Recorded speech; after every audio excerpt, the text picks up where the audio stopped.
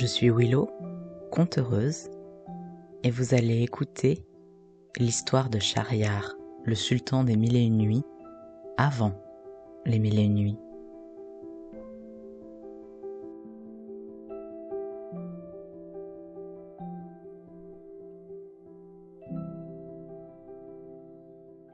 Est-ce que vous connaissez les mille et une nuits ?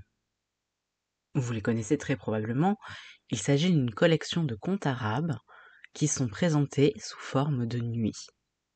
La première, deuxième, troisième, quatrième nuit que Scheherazade a passé à conter des histoires au sultan pour éviter qu'il ne la tue.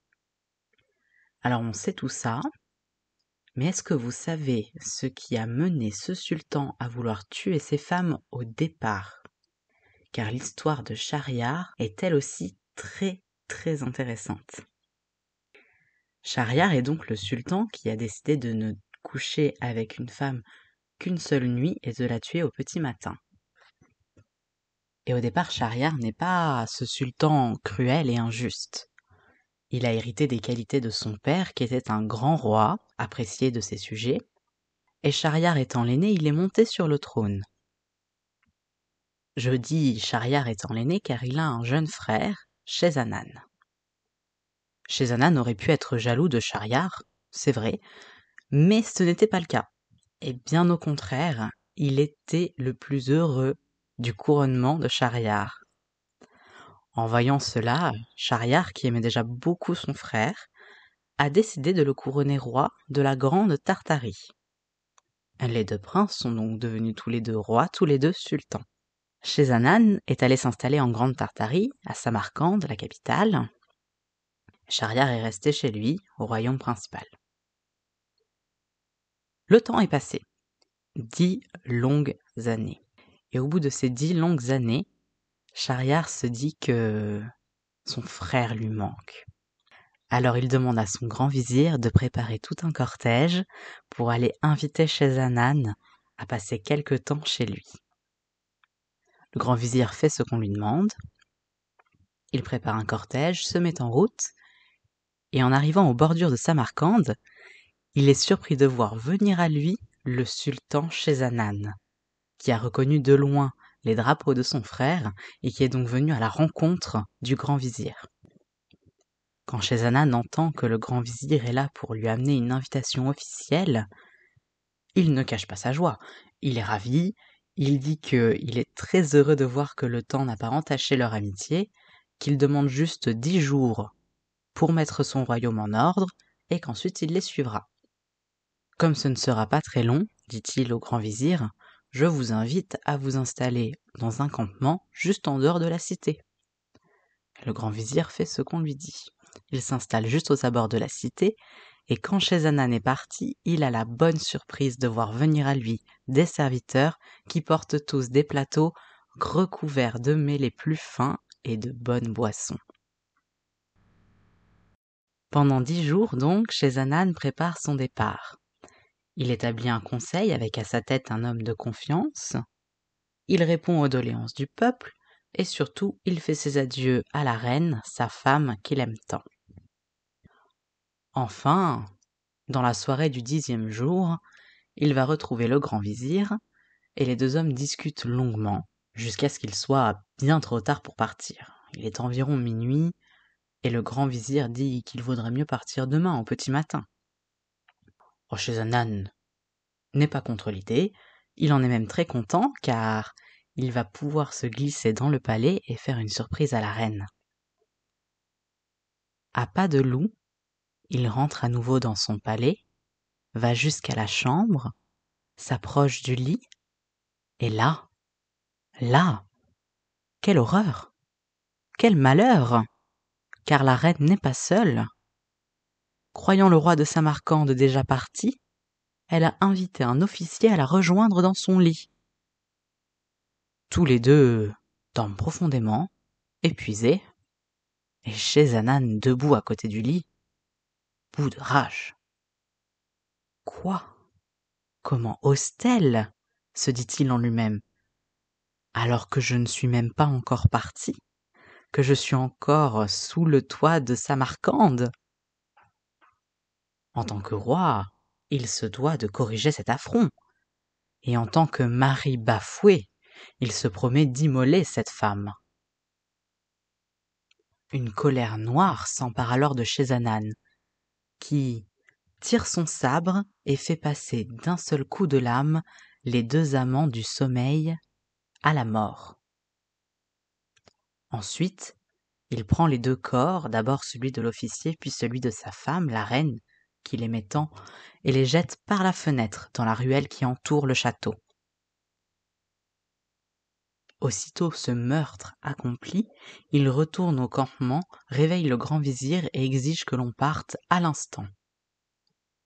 Le grand vizir fait ce qu'on lui demande, il plie bagages, prévient tout le cortège, et ensemble ils se mettent en route pour rejoindre le royaume du sultan Schahriar. En voyant arriver son frère, Schahriar ne cache pas sa joie, il est juste ravi de le revoir.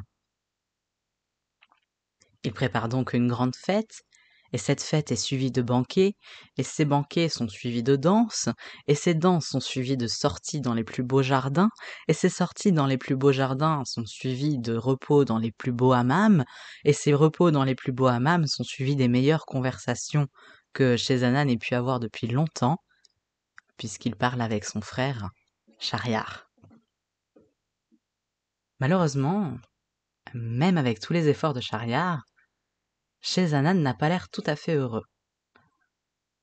Il le suit le long des banquets, des fêtes, des danses, des sorties dans les jardins et des repos dans les hammams, mais il reste d'humeur morose. Schahriar a bien sûr remarqué l'humeur de son frère, et il s'est dit tout simplement que c'était parce que la reine, sa femme, qu'il aime tant, devait lui manquer. Il lui a donc très tôt fait tous les cadeaux qu'il voulait lui faire, pour que Shahzaman ne se sente pas obligé de rester plus longtemps qu'il ne le souhaitait et qu'il puisse rentrer chez lui. Shahzaman n'est pas parti, et son humeur ne s'est pas améliorée non plus. Un jour, Schahriar, qui cherche toujours des façons de divertir son frère, lui propose une chasse dans un petit pays voisin, à 2 jours d'ici, où on dit qu'il y a une abondance de cerfs. Shahzaman est touché, mais il refuse. Il ne se sent vraiment pas bien et il sent bien que sa tristesse empêche Schahriar de passer un vrai bon moment. Il lui dit donc que sa santé ne lui permet pas de partir à la chasse, mais qu'il n'a qu'à y aller, lui, que pendant ce temps, il se reposera au palais. Schahriar ne veut pas faire du mal à son frère, il ne veut pas le contraindre, alors il lui dit très bien de passer un bon moment, de se reposer, de profiter du palais, de ne pas hésiter à appeler les serviteurs s'il en a besoin, et il part à la chasse. Shahzaman, seul, n'a pas faim, n'a pas envie de s'amuser, et il passe beaucoup de temps à la fenêtre à regarder le jardin. C'est un des plus beaux jardins que Shahzaman n'ait vu.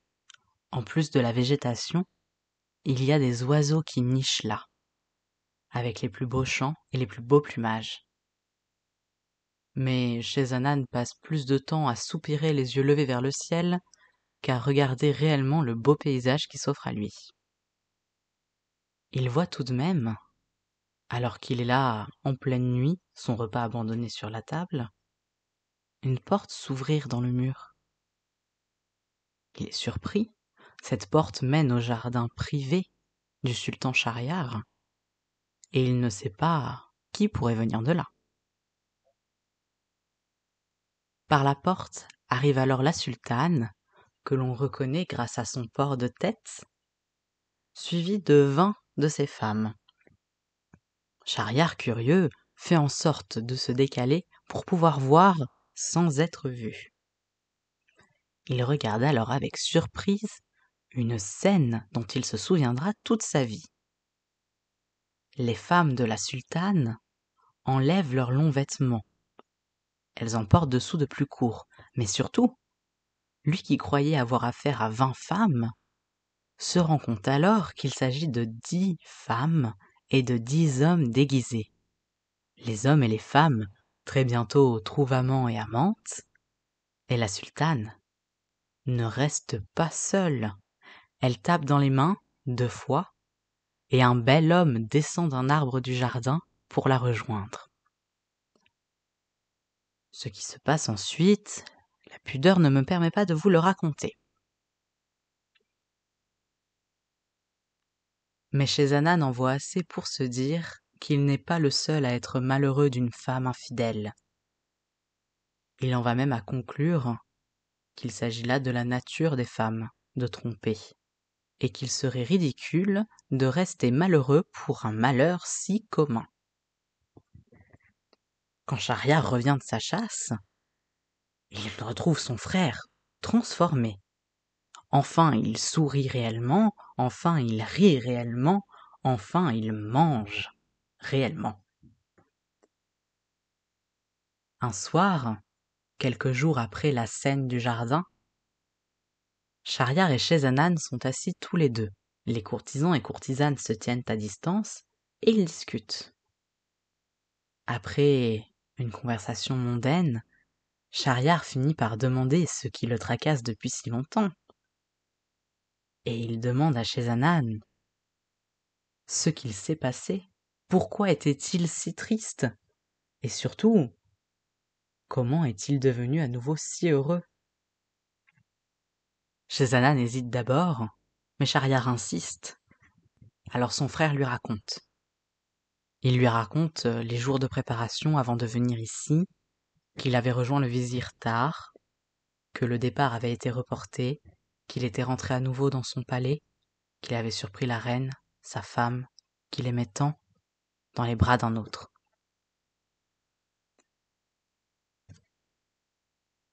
En entendant cette histoire, Schahriar est livide, il est fou de colère. L'idée que cela soit arrivé à son frère, il a l'air encore plus emporté que Shahzanan le soir où il se tenait près du lit dans lequel dormait sa femme et l'officier. Mais finalement, il répète la deuxième partie de sa question. Et qu'est-ce qui fait qu'aujourd'hui tu es si heureux alors? Que s'est-il passé? Cette fois-ci, Shahzanan hésite un peu plus. Mais Schahriar insiste plus encore. Et Shahzanan finit par lui raconter la scène du jardin. La sultane, les femmes, les hommes déguisés, et le bel homme qui est descendu de l'arbre pour rejoindre la sultane. Cette fois-ci, la colère de Schahriar est si grande qu'il élève la voix. Les courtisans et courtisanes qui étaient autour se ramassent dans les coins de la pièce, font silence immédiatement. « Ce n'est pas possible !» hurle Schahriar. « Tu as dû te tromper. Tu ne peux pas avoir vu la sultane faire ça. » Shahzanan lui dit qu'il est bien désolé, mais qu'il est sûr de lui. En revanche, si tu veux mon frère, nous pouvons prétendre que tu retournes à la chasse. Tu reviendras en douce dans le palais, et je suis sûr que nous pourrons la surprendre ensemble. Schahriar accepte l'idée. Il fait une annonce publique, comme quoi il retourne à la chasse aux cerfs à 2 jours d'ici avec son frère Shahzanan, mais cette fois-ci, il établit le campement très près de la ville. Et pendant la nuit, avec Shahzanan, il retourne à l'intérieur des murs. Là, il s'installe à la même fenêtre que celle où était Shahzanan, caché pour voir sans être vu. Et peu de temps après, la porte s'ouvre, en sort la sultane avec 10 femmes et 10 hommes déguisés, qui tous enlèvent leurs longs vêtements et en portent de plus courts dessous, se mettent par paires, et la sultane ne reste pas seule, elle tape dans ses mains 2 fois et un très bel homme descend d'un arbre du jardin pour la rejoindre. Schahriar, à ce moment-là, ne dit rien. Il se contente de partir, il sort du palais, il sort de la ville, il marche droit devant lui avec Shahzanan qui essaye de le rattraper. Schahriar ne s'arrête pas. Il marche toute la nuit, il marche toute la journée du lendemain, il marche toute la nuit d'après et la journée qui suit. Il marche une 3e nuit et au petit matin s'arrête au bord de l'eau. La Shahzanan, qui le suit depuis le début, lui demande ce qu'il compte faire, où est-ce qu'il compte aller.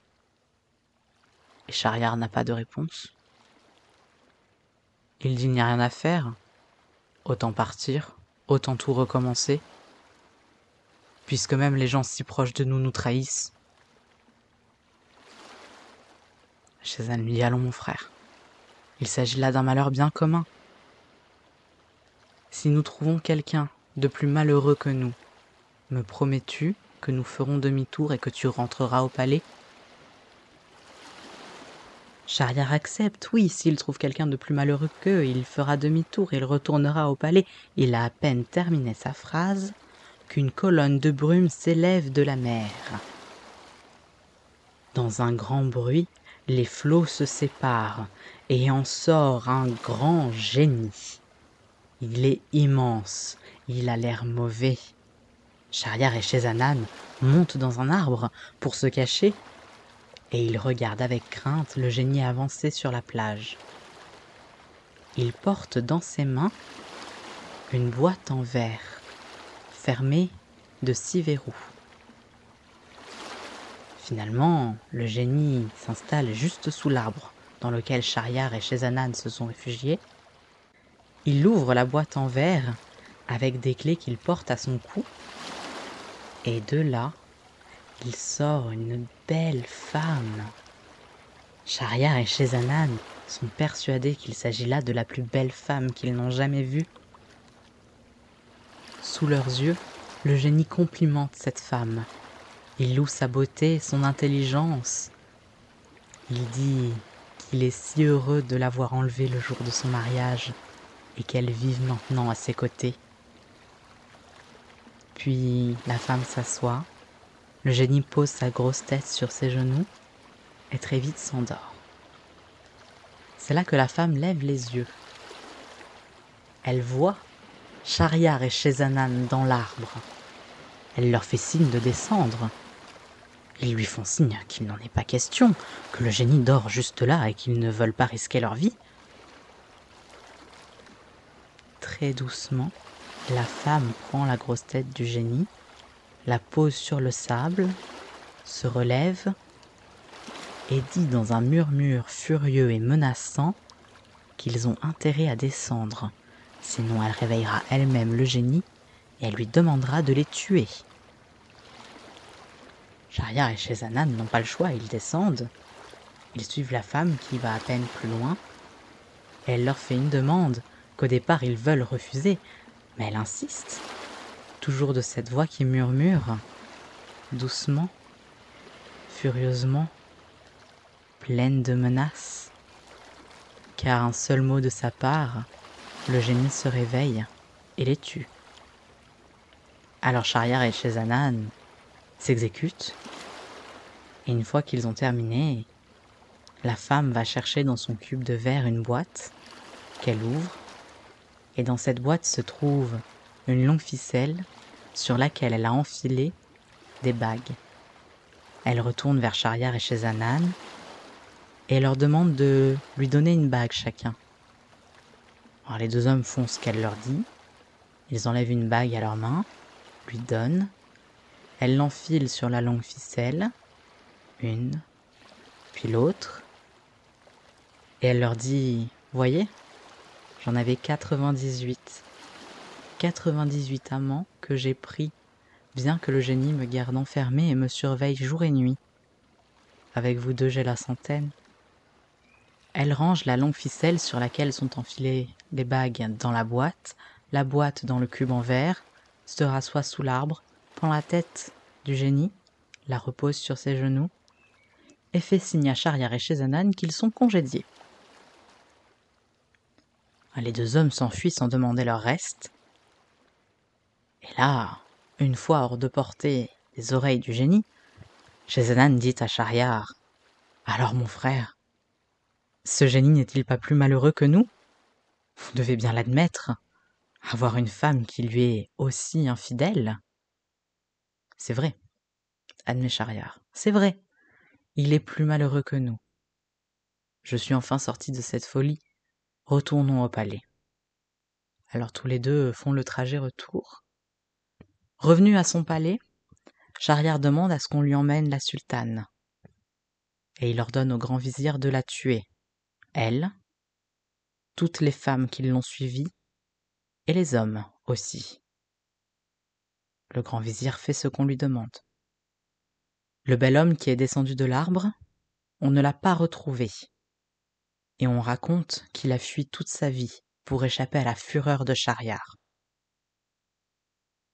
C'est après cette aventure que Schahriar a décidé que toutes les femmes trompées. Alors, pour ne jamais revivre une telle trahison, Schahriar a décidé qu'il n'épouserait une femme qu'une seule nuit. Et depuis, tous les jours, il demande au grand vizir de lui amener une femme, il couche avec elle pendant la nuit, et au petit matin, il demande au grand vizir de la tuer. Et le grand vizir fait ce qu'on lui dit.